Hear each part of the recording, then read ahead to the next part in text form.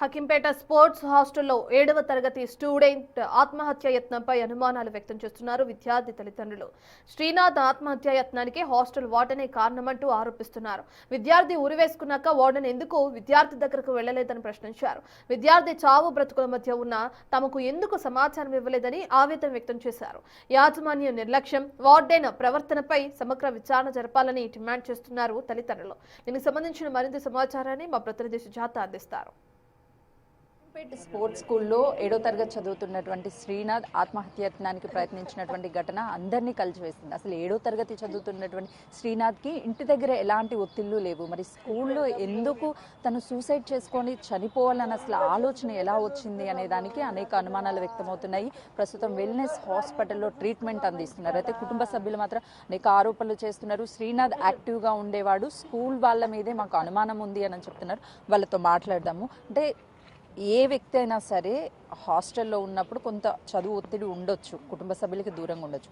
కానీ అక్కడ ఉన్న బెడ్షీట్ని చింపి వాటిని ముక్కలు ముక్కలుగా కట్టి పెట్టిరు అనేది డౌట్ వస్తుంది మేడం. మాకు డౌట్ వస్తుంది. మళ్ళీ అందులోటి పట్టించుకోపోయేది పిల్లల్ని బాగా ఇబ్బంది.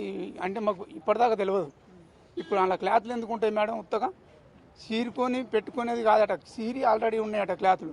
మరి అవి ఉండటం ఏంటి? ఏమైనా అనుమానంగా ఏమైనా చేసిరు అనేది అనుమానం వస్తుంది మాకు. బాబుని వాళ్ళే ఏదో చేసి మాకు ఇట్లా మాకు తెలియపరచకుండా హాస్పిటల్ తీసుకొచ్చినంటే మాకు పేరెంట్స్ తెలియకుండా తీసుకొచ్చినంటే అనుమానం కదా మేడం. గుడ్డ పేలికలు కట్టి కిటికీకి కట్టే కారణం ఎందుకు?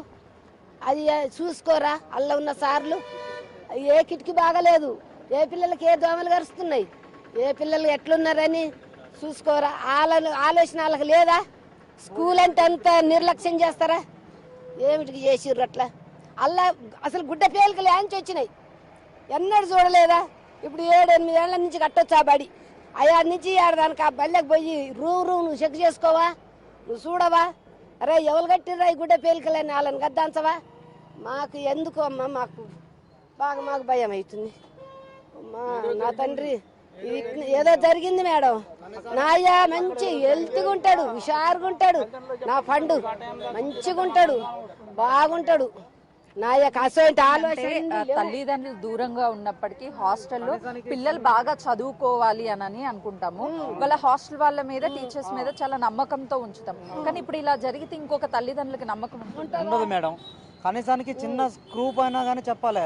140 కిలోమీటర్ల దూరాన ఉన్న వాళ్ళు అప్పటికప్పుడు అనుకోకుండా ఎలా వస్తారు మేడం? కాబట్టి వాళ్ళకు చిన్నదన్నా తెలియపరచాలి. తెలియపరచడం లేదు, ఏది లేదు. మాకు స్కూలు వార్డెన్ మీద మాకు అనుమానం ఉంది. అది కనీసానికి అన్నానికి వచ్చిండా రాలేదా, అతని పరిస్థితి ఏంది, ఎందుకు ఇట్లా ఎందుకు రాలేదు అనేది చూసుకునేది ఆ యొక్క బాధ్యత వార్డెన్కి ఉండాలి. ఆ వార్డెన్ కూడా లేడు. చిన్నపిల్లగాడు చూసి మీ తమ్ముడు మీ అన్న ఇట్లా మెడకు తాడుగా ఇచ్చుకుంటే ఆ చిన్నపిల్లగాడు కిటికీలోకి వెళ్ళిపోయి చూసి లోపల బేడెన్ తీసి ఇవన్నీ చేసిందనగా వార్డెన్ ఏం చేస్తున్నారు? కాబట్టి మాకు వార్డెన్ మీద మాకు చాలా వరకు అనుమానం అనేది ఉన్నది. శ్రీనాథ్ ఎందుకు బ్రేక్ఫాస్ట్ కానీ లేకపోతే లంచ్కి రాలేదు అని తెలుసుకోవాల్సినటువంటి బాధ్యత ఉంది కదా, కానీ ఎందుకు రాలేదు అనేది కూడా వార్డెన్ తెలుసుకోలేదు, అందుకే అనుమానాలు కలుగుతున్నాయని చెప్తున్నారు. వాస్తవంగా ఒక స్టూడెంట్ రాకపోతే ఎందుకు తినడానికి రాలేదు అనేది చూడాలి. అదే స్టూడెంట్ మార్నింగ్ టిఫిన్కి రాలేదట, మళ్ళీ మధ్యాహ్నం ఆఫ్టర్నూన్ లంచ్కి రాలేదు. లంచ్కి రానప్పుడు వార్డెన్ అన్న సూపర్వైజర్ అన్న వార్డెన్ అన్న చూడాలి.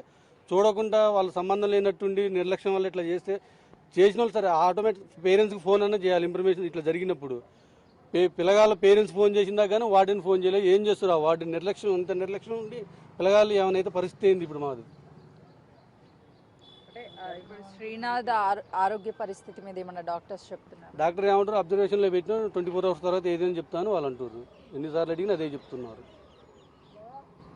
అయితే శ్రీనాథ్ ఆత్మహత్యాయత్నం చేసుకోవడానికి ఖచ్చితంగా స్కూల్కి సంబంధించినటువంటి మేనేజ్మెంట్తో పాటు హాస్టల్కి సంబంధించినటువంటి వాళ్ళనే కారణము. కనీసము శ్రీనాథ్ తినడానికి రాలేదు, ఎందుకు రాలేదు అని చెప్పేసి బాధ్యత తీసుకోవాల్సినటువంటి వార్డెన్ కూడా నిర్లక్ష్యం వహించడంతోనే, దాంతోపాటు గత కొన్ని నెలల నుంచి తను ఎవరితో ఎక్కువగా మాట్లాడడం లేదు, మూడీగా ఉంటున్నాడు. ఇంట్లో ఎలాంటి ఆర్థిక ఇబ్బందులు కానీ లేకపోతే శ్రీనాథ్ మీద ఎలాంటి చదువు ఒత్తిళ్లు లేవు.